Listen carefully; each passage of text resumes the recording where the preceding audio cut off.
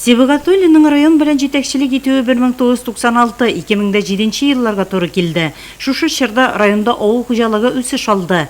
Нурлатчын төзелеш шәһәренә әйләнде, кече нефть компанияләре ачылды. Без бер гаилә кебек эшләдек. Минем бар башлангычларымны һәм идеяләремне нурлатлылар хуплап кабул итәләр иде.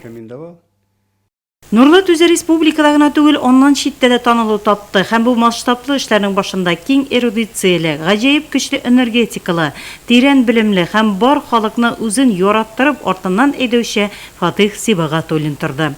Һәр вакытта ул үзенә куйды максат, ул максатына инде һәр вакытта ирешә иде.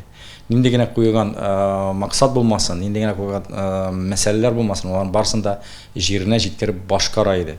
Һәм һәр вакытта үзенең сүзендә тора белә иде.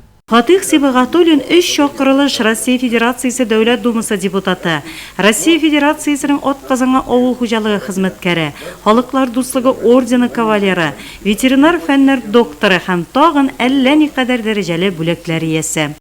Тормыш таләбе менә һәр көн чыгып тора, үзгәреп тора инде ул. Менә шушыннан, значит, монда инде ничек иттереп кешеләргә яхшылык эшләргә дигән һәм минем бер принцибым бар инде. Миңа тапшырылган халык менә моның хәтле генә булса да күршеләргә караганда лучше яшәргә тиеш дигән. Бу көннәрдә Фатих Сибагатуллин адресына юлланган юбилей котлауларына күп санлы нурлатлылар да кушыла. Саулык, саекмас энергия белән башлаган кылачлы эшләрендә уңышлар телибез.